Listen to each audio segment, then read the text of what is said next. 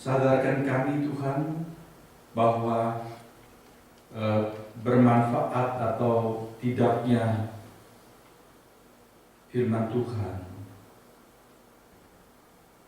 itu juga tergantung sangat besar kepada attitude kami masing-masing, kepada kesiapan hati kami sendiri. Bahkan Engkau sendiri menjadi penabur yang sempurna, tapi bila hati tertutup, hati keras, hati berduri dan berbatu-batu, benih firman-Mu tidak bisa tumbuh. Oleh sebab itu, kami datang kepada-Mu Tuhan dan menyiapkan hati kami. Namun kami membutuhkan kerja Roh Kudus untuk menyentuh hati kami, untuk menyapa kami secara pribadi, agar firman tidak berlalu begitu saja dan kami bukan cuma tinggal sebagai pendengar, melainkan kami boleh menjadi pelaku-pelaku firman Tuhan. Dalam nama Tuhan Yesus bersabdalah kepada kami. Amin. Jemaat yang Tuhan kasihi, saya hendak mengajak kita membaca firman Tuhan dari Injil Lukas pasal 22 ayat yang pertama sampai dengan ayat yang ke-6.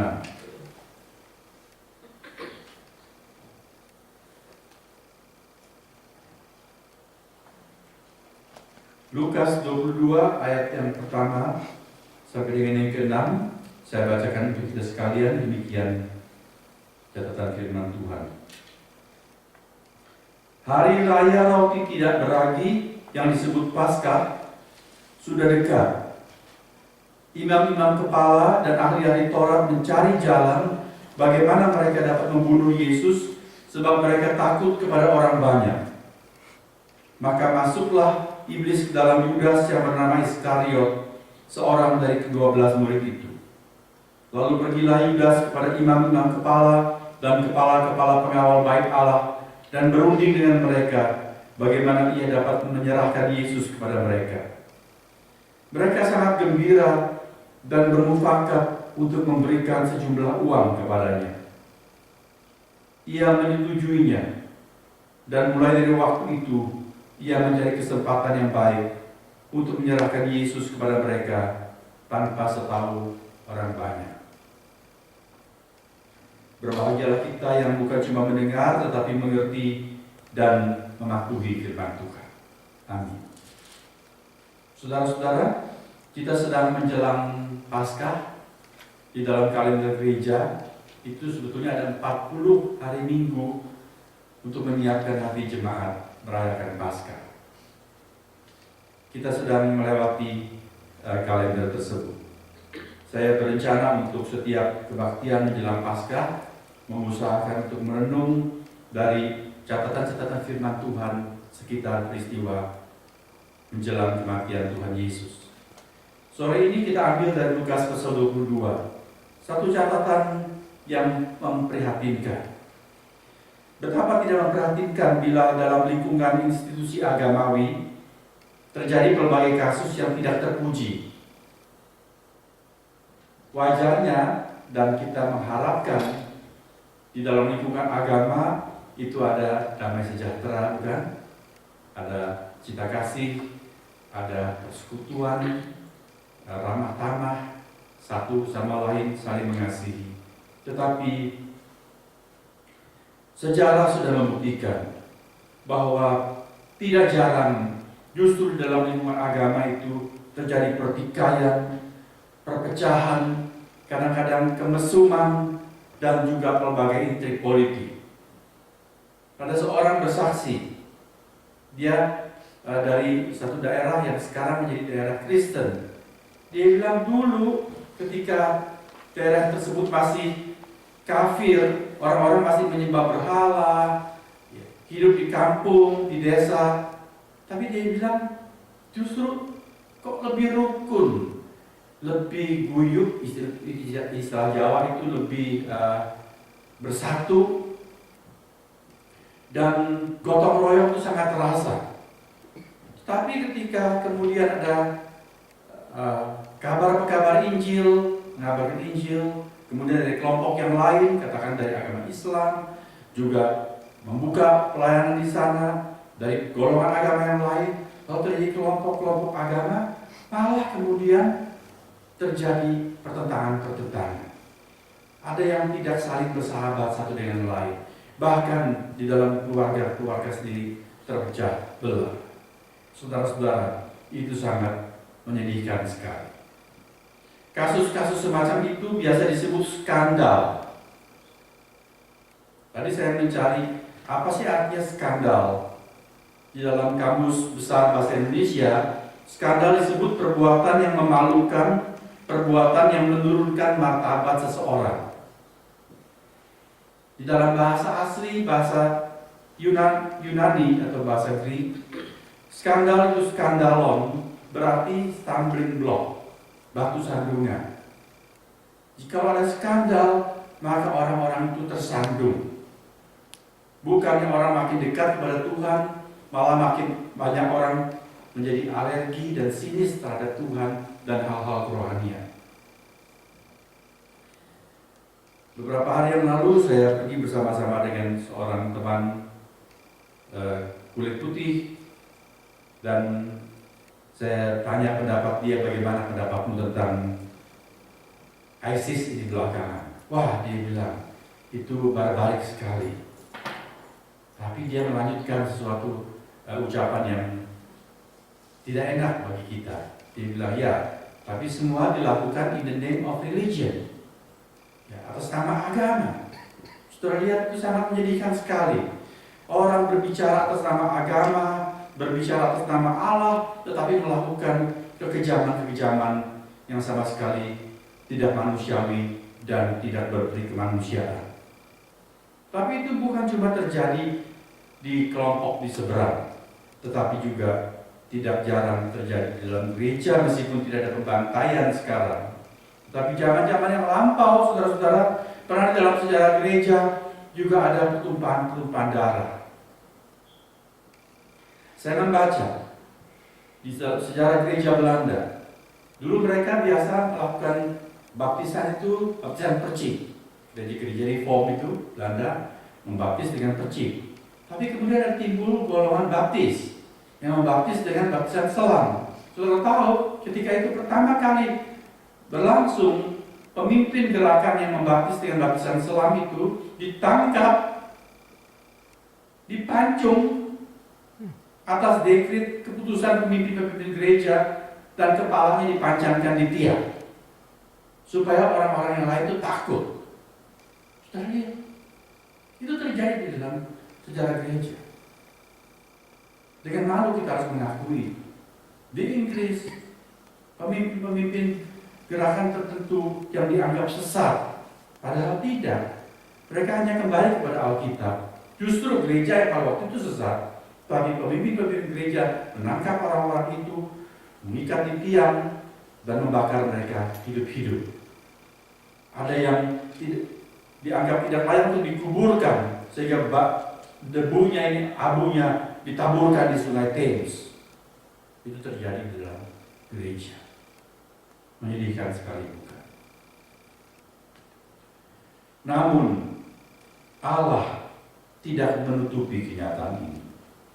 Malah dengan lugas membeberkan berbagai kasus di dalam Alkitab. Untuk apa, saudara-saudara?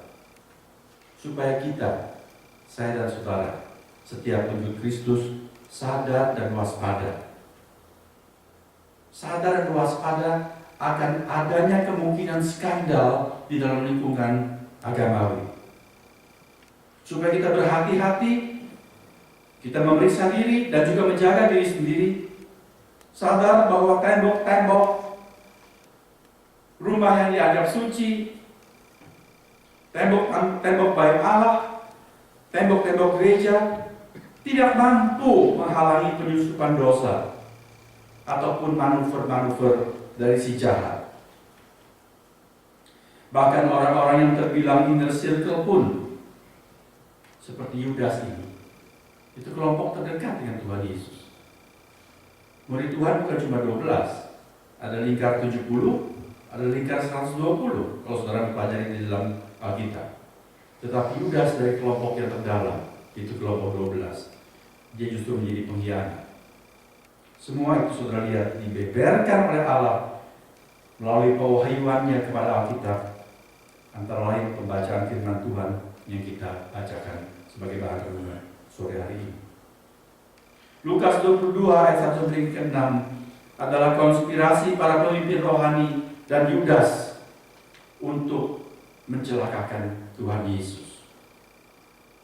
Sangat prihatin. Ayat yang pertama mengatakan hari raya roti tidak beragi yang disebut Paskah sudah dekat.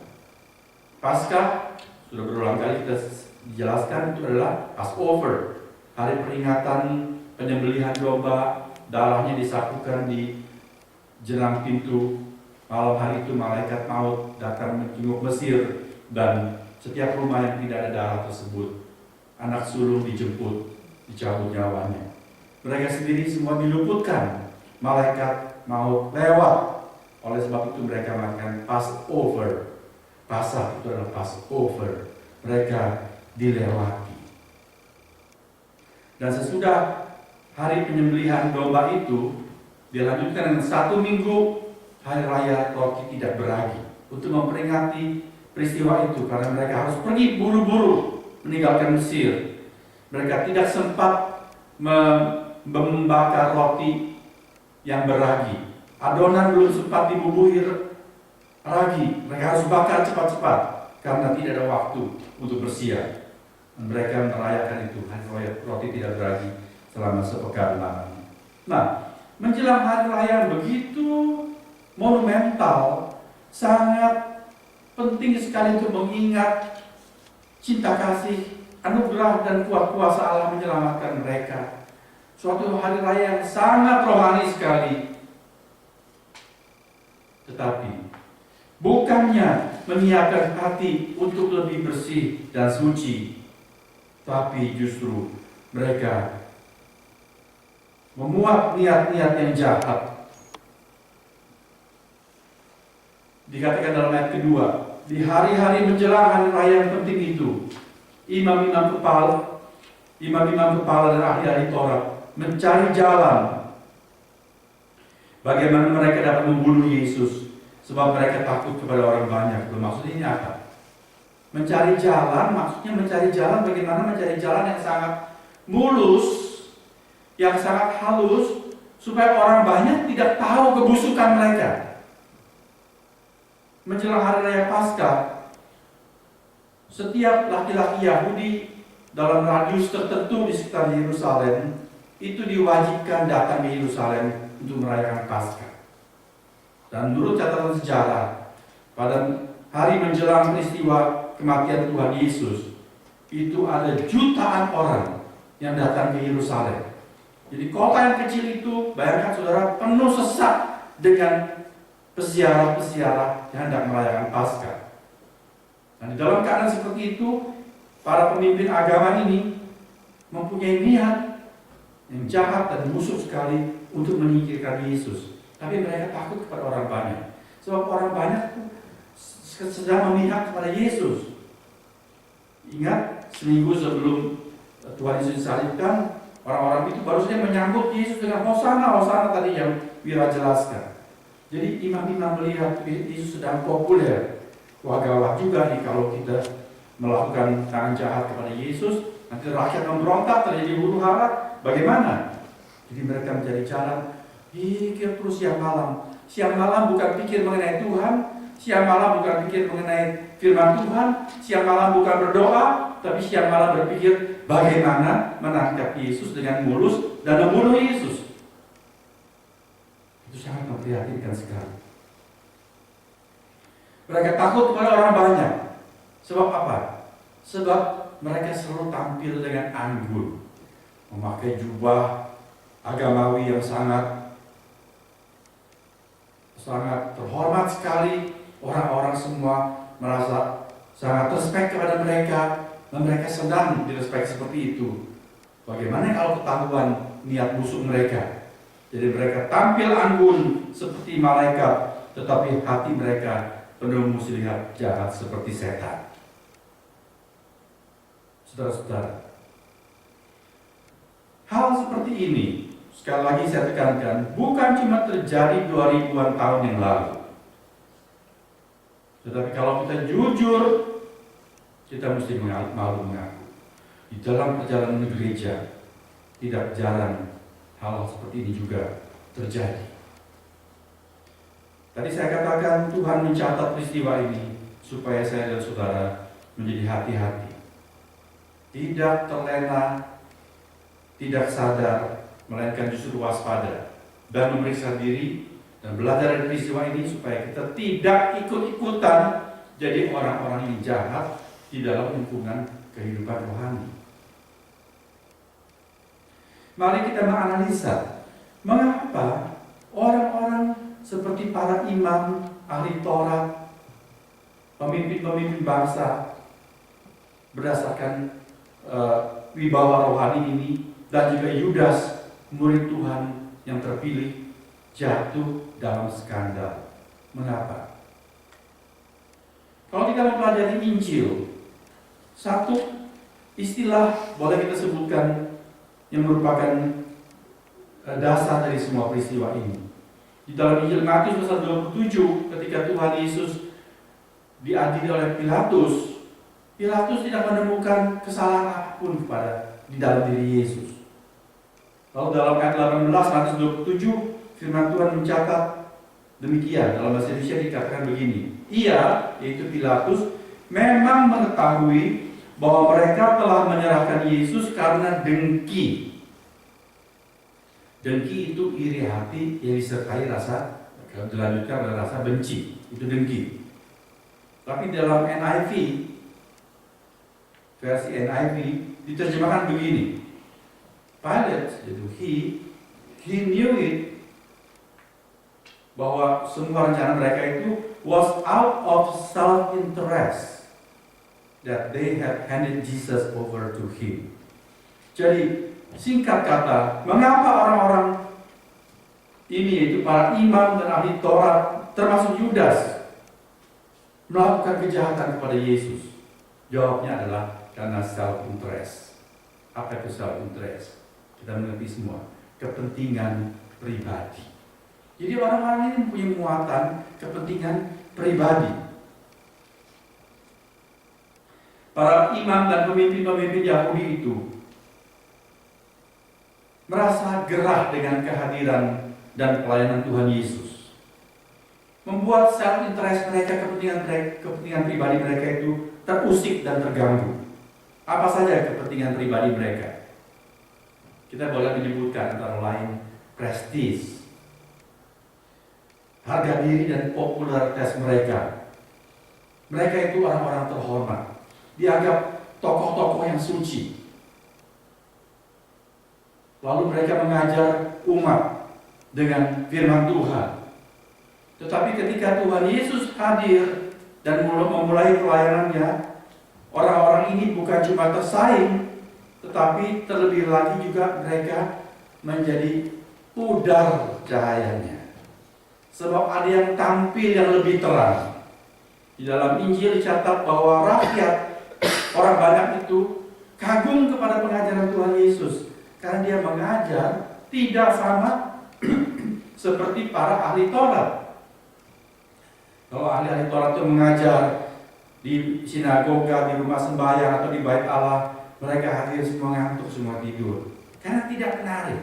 Tapi Tuhan Yesus berkhotbah, wah, sangat memukau perhatian, dan mereka semua mendapatkan berkat. Mereka cerita kemana-mana, wah, anak tukang kayu dari Nazaret ini luar biasa, luar biasa. Dan itu sampai ke telinga para ahli Taurat maupun para imam, dan mereka tidak suka. Seringkali hal seperti ini juga terjadi di dalam gereja. Ada pendeta-pendeta senior yang tidak bisa tinggal tenang kalau ada penginjil-penginjil muda masuk di dalam gerejanya. Karena anak-anak muda ini biasanya lebih kreatif, juga mempunyai talenta-talenta lebih dari dia, padahal dia sudah belasan atau puluhan tahun di gereja itu memimpin. Majelis-majelis menganggap dia sudah harusnya retire, sudah harus pensiun, tapi tidak kunjung ada pengganti di sana. Saya tahu ada gereja-gereja seperti itu. Pendetanya sudah tua, tapi tidak mau turun. Semua calon-calon yang masuk tidak ada yang cocok. Semuanya tidak tahan lama keluar. Karena apa? Ada dinasti di sana yang tidak mengizinkan orang baru masuk menggantikan dia. Lalu ada saja manuver-manuver dan intrik-intrik politik di dalam gereja. Sangat menyedihkan sekali. Kepentingan pribadi yang lain di antara para imam dan pemimpin-pemimpin Yahudi itu adalah kepentingan untuk status quo, mengendalikan umat atau rakyat. Mereka senang memegang kuasa. Tetapi dengan kehadiran Tuhan Yesus, rakyat mulai menjadi lebih cerdas. Karena mereka mendapat pengajaran-pengajaran yang membuat mata mereka terbuka. Mereka melihat ketidakberesan pemimpin-pemimpin rohani ini. Rakyat mulai nggak gampang diatur. Orang-orang ini merasa sangat terancam. Ini semua gara-gara Yesus. Ketika Tuhan Yesus membangkitkan Lazarus, kita semua yang membaca kisah tersebut ikut bersyukur enggak? Lazarus sudah mati dalam kubur 4 hari, dibangkitkan oleh Tuhan Yesus. Wah, haleluya, kuasa Tuhan luar biasa. Dia membangkitkan orang mati. Bahkan dia adalah kebangkitan dan hidup itu sendiri. Tetapi imam-imam tidak senang. Kalau saudara membaca Injil Yohanes pasal 11 di sana dikatakan, karena Lazarus banyak orang sekarang mengikuti Yesus. Lalu mereka mau menyingkirkan bukan cuma Yesus, tapi juga Lazarus juga mau dibunuh. Luar biasa ini orang-orang. Ketika power mereka terganggu, mereka menjadi buas sekali. Dan kepentingan pribadi yang lain apa? UUD. Apa tuh UUD? Orang Indonesia paling pintar membuat singkatan-singkatan, memplesetkan sesuatu. UUD bukan undang-undang dasar, tapi ujung-ujungnya duit. Semua urusan ujung-ujungnya duit. Imam-imam di dalam perjanjian lama mereka diatur supaya mereka itu tidak pusing dengan urusan kesejahteraan hidup. Tidak usah pusing dengan nafkah. Tidak usah bercita-cita menjadi kaya. Imam-imam adalah keturunan kaum Lewi. Orang Lewi tidak mendapat warisan tanah, tetapi kehidupan mereka dijamin oleh firman Tuhan. Seluruh rakyat Israel harus memperhatikan orang Lewi, supaya mereka bisa fokus memikirkan pekerjaan rohani. Tapi dengan berkembangnya waktu dan zaman, para imam menjadi satu ordinansi yang sangat prestis sekali, sangat intelek dan sangat mewah. Kemudian mereka berkecimpung dalam dunia politik. Mereka sangat dekat dengan pemimpin-pemimpin bangsa, bahkan para penjajah. Di zaman Tuhan Yesus, para imam adalah kaum liberal. Mereka menjadi partai Saduki, partai yang sangat liberal. Mereka tidak percaya malaikat, mereka tidak percaya kebangkitan orang mati. Saudara boleh baca dalam Injil, mereka mempertanyakan soal ini kepada Tuhan Yesus. Dan mereka menjadi orang-orang yang sangat kaya sekali. Mereka menikmati kekayaan. Heran sekali. Mau menjadi pemimpin rohani, tapi juga mau menikmati kekayaan. Sesuatu hal yang sudah tidak klop satu dengan yang lain. Tuhan Yesus sendiri, dia tidak punya rumah. Dia katakan burung punya sarang, serigala ada lubang, tetapi anak manusia tidak ada tempat untuk membaringkan kepalanya. Kesederhanaan. Tetapi imam-imam ini, mereka doyan duit. Mereka mengatur bisnis di dalam bait Allah dengan sangat pandai sekali, dengan sangat clever. Mereka membuat semua orang yang mau bersiara harus mendatangkan uang dan untung untuk mereka. Orang harus bawa domba yang sempurna. Mereka datang dari desa-desa di gunung-gunung begitu jauh. Masa mau seret-seret domba?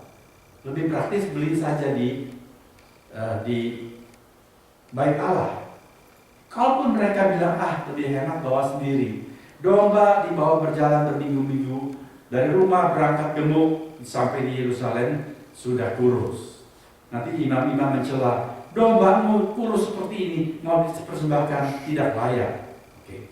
Nanti dilihat lagi, wah ini ada kudisnya, ada borok, tidak pantas untuk dipersembahkan kepada Allah. Ada saja ditemukan cacat pada domba-domba korban yang disiapkan oleh umat. Akhirnya rakyat harus membeli di Bait Allah. Dan uang Romawi tidak laku di Bait Allah, sebab di Bait Allah harus suci, tidak boleh uang kafir. Mereka membuat mata uang sendiri. Jadi kemudian ada transaksi yang kursnya naik turun mengikuti fluktuasi seperti kita tahu di dalam dunia bisnis sehari-hari. Semua itu diatur oleh imam yang kepala. Dan kemudian mereka yang kaum haji mumpung juga menggunakan kesempatan tersebut.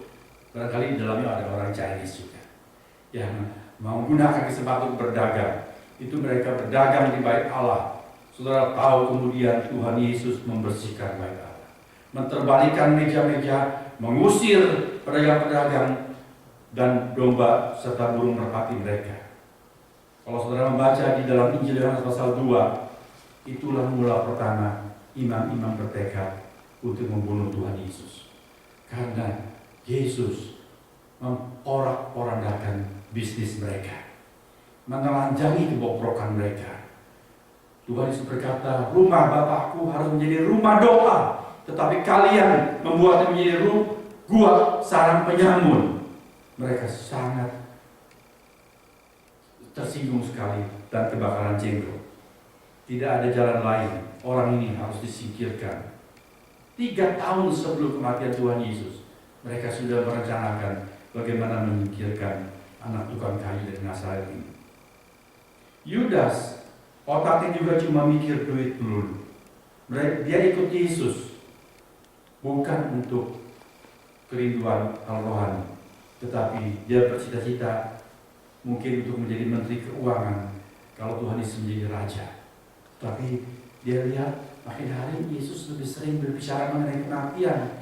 Raja macam apa nih bicaranya mati melulu. Lalu Yudas bilang, sudahlah, aku sudah kafiran, 3 tahun sudah ikut, tidak ada untung apa-apa, bocuan. Akhirnya dia menjual gurunya untuk 30 keping perak.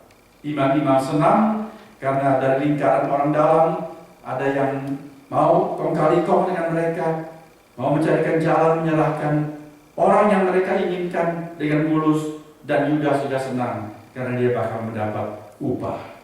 Saudara lihat, itulah kepentingan-kepentingan pribadi yang juga kadang-kadang menyelinap dalam gereja.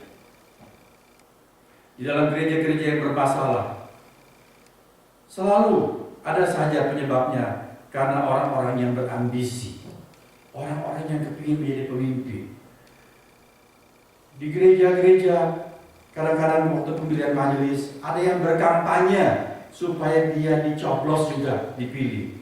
Ada orang-orang yang berambisi seperti itu. Padahal dia tidak pantas, dia tidak layak, tetapi dia kepingin.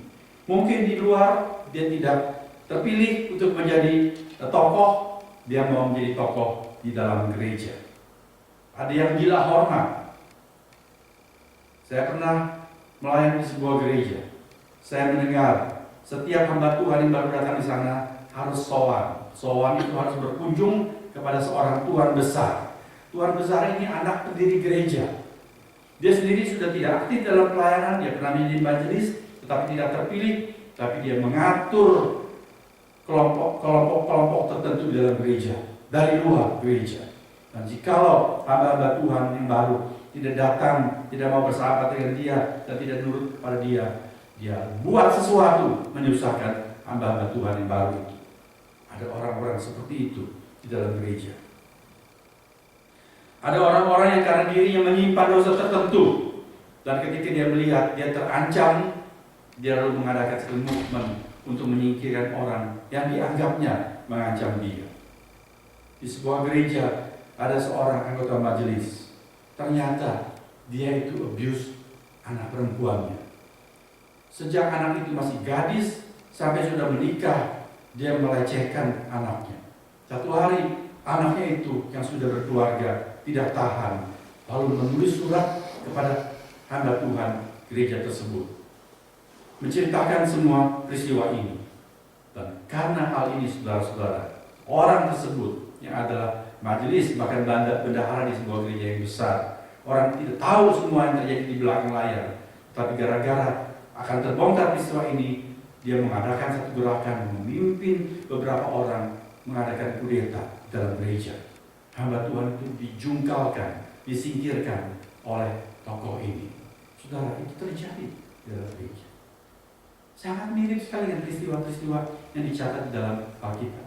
Terus roda sejarah itu berputar-putar kembali seperti itu.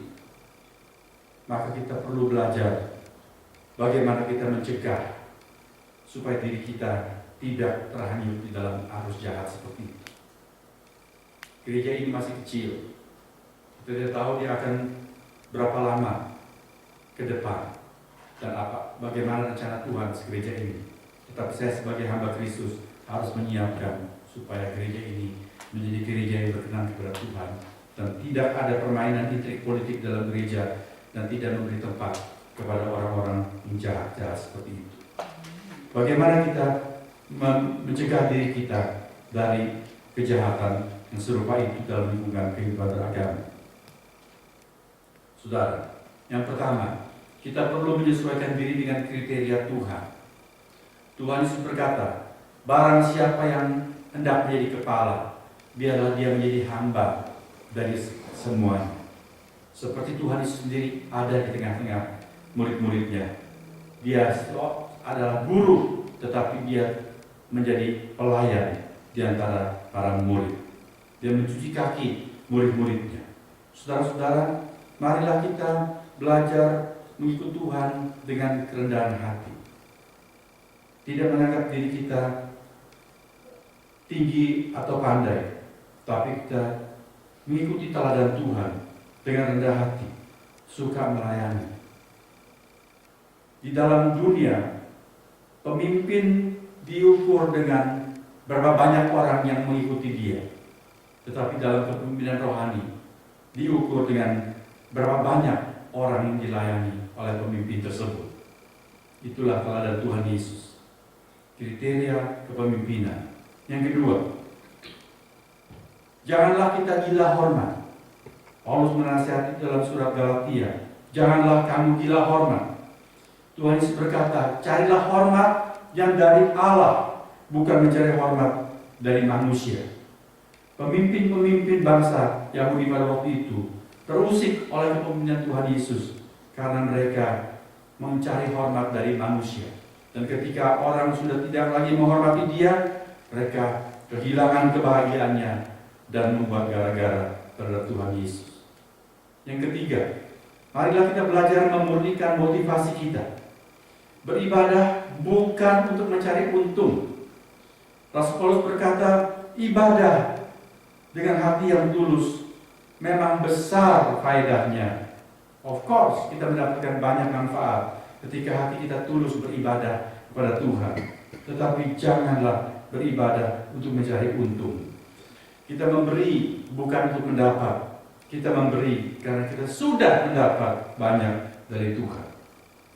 Kita berdoa bukan supaya kita diberi limpah rezeki, tapi kita berdoa supaya kita belajar menyesuaikan diri dengan kehendak Allah, bukan memanipulasi Tuhan. Hati-hatilah dengan banyak pengajaran yang mengajarkan bahwa iman mendatangkan hoki. Hari ini banyak pengajaran sesat seperti itu. Marilah kita memurnikan motivasi kita mengikuti Tuhan. Dan yang terakhir, tetapi tidak kurang penting, marilah hati kita terbuka kepada kebenaran. Jangan kita malah membenci kepada pemberita kebenaran itu. Paulus dalam surat Galatia, dia berkata, apakah aku menjadi musuhmu karena aku mengajarkan kebenaran? Tuhan Yesus pun dibenci oleh para pemimpin karena dia mengajarkan kebenaran. Kalau saudara sempatkan waktu pelajari Injil Yohanes pasal 8, Yohanes pasal 7, Yohanes pasal 8, saudara menemukan mereka sangat tidak senang kepada Tuhan Yesus karena Tuhan Yesus mengajarkan hal-hal yang benar. Sebaliknya, marilah hati kita begitu rindu kepada kebenaran firman Tuhan. Ketika kita mendengar hal-hal yang mengusik perasaan kita, khotbah yang menyinggung perasaan kita, itulah tanda bahwa kita masih punya hati nurani. Itulah tanda bahwa cermin memberitahukan ada hal-hal yang harus kita benahi. Marilah dengan sukacita menundukkan diri kepada Tuhan, kita menerima peneguran-peneguran. Tuhan memberkati firman-Nya, memberkati saudara-saudara dan saya, supaya kita menjadi orang-orang yang di dalam lingkungan rohani, di dalam lingkungan agamawi, justru makin hari kita makin menjadi serupa dengan Tuhan Yesus. Bukan sebaliknya, menjadi serupa dengan mereka-mereka yang pandai berpolitik seperti para imam, para ahli Taurat yang jahat itu, dan pemimpin-pemimpin yang culas. Amin. Mari.